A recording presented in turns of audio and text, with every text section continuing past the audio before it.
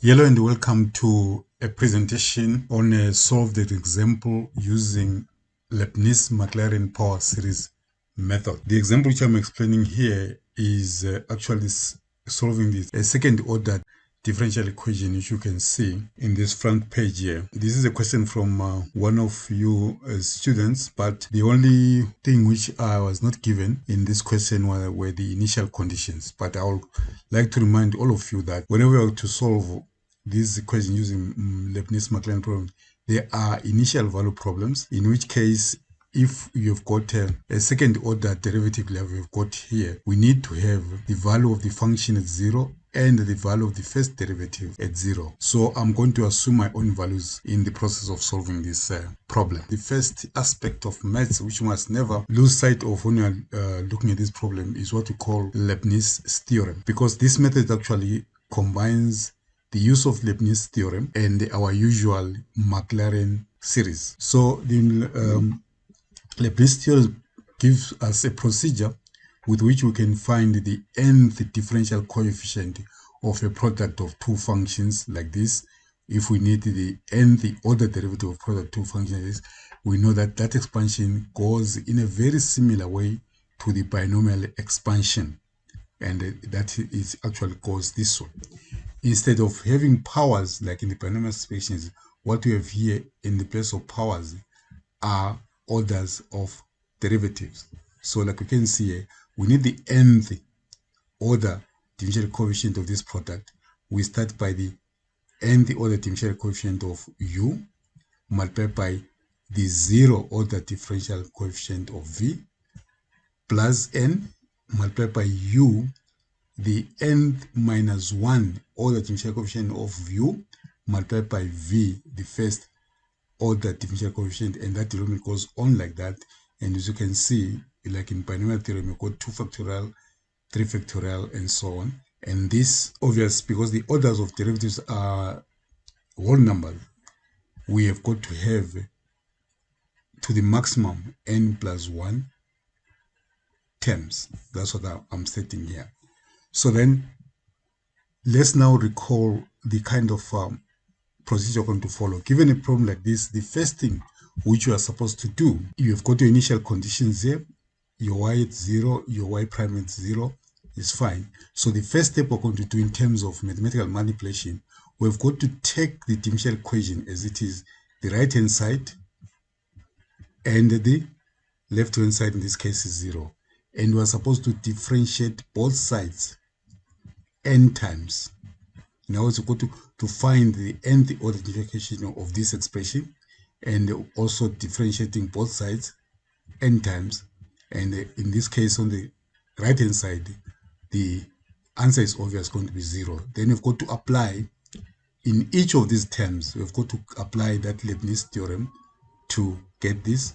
And then at the end, we need to make the subject of the formula the highest order differential coefficient, which we get in this case.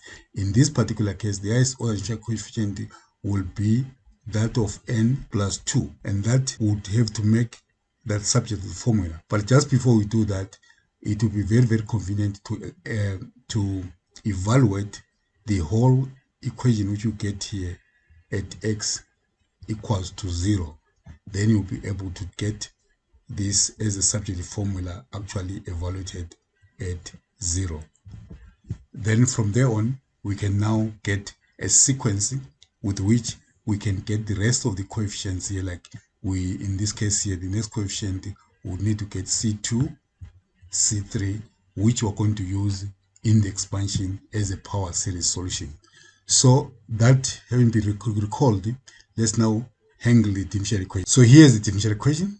And in this case here, I assumed my own conditions that when x is 0, the y is 1, and the first derivative 0 is equals to 2. So in this case here, we can already note that our C0 is going to be 1, and our C1 is going to be 2. So our sequence will have to start at C2, C3 going on, then maybe we might have to be able to find the general expression of the general coefficient Cn. So what we said we take this equation. In this case, we take 1 minus x squared multiplied by the second order differential coefficient plus 7x by the first order differential coefficient minus 9y. That is our right hand side. So we're going to differentiate this n times equals to the right hand side is clearly going to be equals to 0 after differentiating n times. Then at this point, what I'm going to do, I'm going to take these terms one by one and apply my Leibniz theorem to one of them. So in this case here, the first coefficient, I'm going to take it as the second order differential coefficient of y multiplied by this term in brackets. So taking the nth order differential coefficient of this, I'm now going to write this in short. In this case, what I'm going to do, I'm going to take d2y dx squared as simply y second order differential coefficient in that case there. So that's what I'm going to do here. Now, differentiating that n times, notice that this has already been differentiated twice. Differentiating n times, I would get here y differential coefficient of n plus 2 times multiplied by the differential coefficient of order 0 of this function,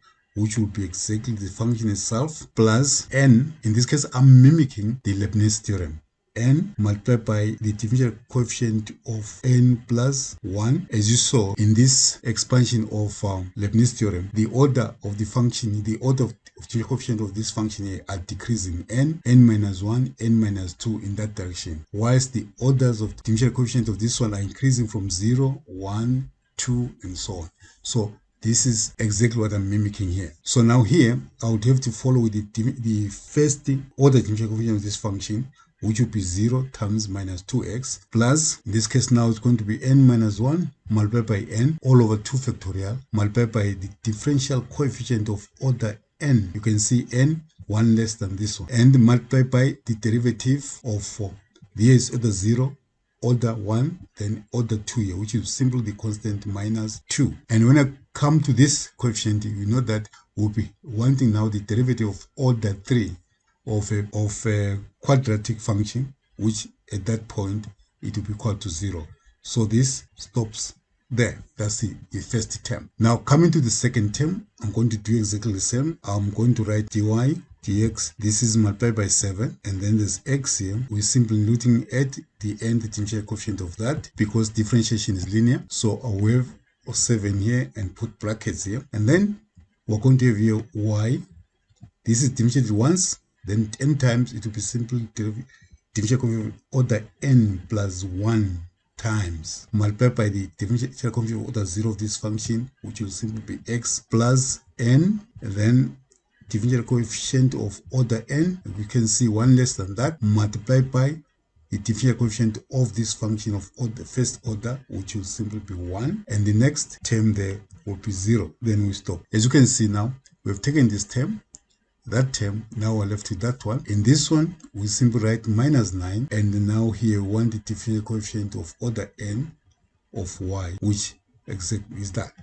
So what we've got to do, this first term, and that term and the third term are going to be added algebraically, and the right hand side is going to be equal to 0. So doing that, let's write here minus 9 multiplied by the differential coefficient of order n. In these two terms here, you can see that we've got like terms. We've got differential coefficient of order n plus 1 there, and order n plus 1 there, and we've got x there as a common factor and x the common factor, so we can join those two. So first of all, let's write this one as y differential coefficient of order n plus 2 multiplied by the bracket 1 minus x squared. Now these two, what we can do, we can take the differential coefficient of order n plus 1 here, which you can write here as and also x is a common factor, so we can write this as x y the differential coefficient of order n plus 1. Then in brackets here we'll be left with 7, and there we'll have minus 2n, and we close the bracket. And then coming to this term, which has got the differential coefficient of order n, we can see that you've got 2 factorial here, you've got a 2 there. Then these two can simplify. So what we're left with there, we're left with the minus, in brackets, n minus 1 times n, and we've got n here. So we're going to have the differential coefficient of order n being the common factor, brackets that n minus n minus 1 in brackets times n. You know that this minus here comes from the minus 2 which we had there, then plus the last term which is there equals to 0. Now at this point here, because remember we're leading to having this highest order differential coefficient being the subject of the formula, and there's a sequence for coefficient, we need to evaluate it at 0 like we do in Maclaurin series expansion. So we consider here x equals to 0. Then if we do that, you notice that here we're going to have 1 minus 0, which will give us y, the differential coefficient of order n plus 2, and then this term, we've got x here, this term is going to vanish as 0. Then we're left with this term here, which is going to be the following plus. I hope you note also here that we've got differential coefficient order n of y, and you've got it there. So that's a common factor there. So I'm going to write this as y, differential coefficient of order n in brackets. Then in brackets, what we have here, we simply have, there's something which is missing here. I think this 7 is missing in this term, which was giving us n. So this is a 7n, because this 7 is supposed to multiply there. So this is a 7n there. Sorry for that correction there. This is what the problem of teaching without students, because if I were teaching in class with students would have picked that and left a 7 there. So fortunately I've picked it. So there is a 7 there. So what we're going to have here, we're going to have 7n, and removing these brackets here, we're going to have minus n plus 1, and then we're going to have minus n squared plus n, removing those brackets there. Then minus 9 coming from this term there. All that is equals to 0. And please note that all these derivatives are evaluated at 0. So these are the terms vanish, because this term is particular vanishes because x is 0, so we don't have that term. So this is the expression which is going to give us an expression for this coefficient. So what we have there, we're going to have now y, differential coefficient of order n plus 2, evaluated at 0, equals to minus y, differential coefficient of order n. I'm substituting both sides this term, and simplifying the brackets here, we're going to get a leading term here being n squared plus 8n minus 9. That is after simplifying the bracket and subtracting this term on both sides. This is what we get. We can actually play around this minus sign again and simply write this as y, and the differential coefficient multiplied by n squared, simply distributing this minus sign inside there, minus 8n plus 9. Practically, we are towards the end of our problem. Sorry, we mustn't miss evaluating this here as a value at 0. It always must be its values for 0 from that point there. So at that stage, what we can simply do is to take n being a whole number and produce a sequence of coefficients from this. And we note that if we let n be equals to 0, immediately this tells us what is the value of the second differential coefficient at 0. And that is going to be, remember n is 0, so which means here we've got the function itself evaluated to 0. And we said that was going to be 1. So this is 1 in brackets, n is 0 here, so this is 0 squared minus 8 times 0 plus 9. That's what we've got there. So which actually tells us that this is equals to 9. But remember, once you've got this, then you can tell us that the C2 coefficient is simply y2, the second differential coefficient evaluated to 0, all over 2 factorial. That is what Maclaurin series tells us.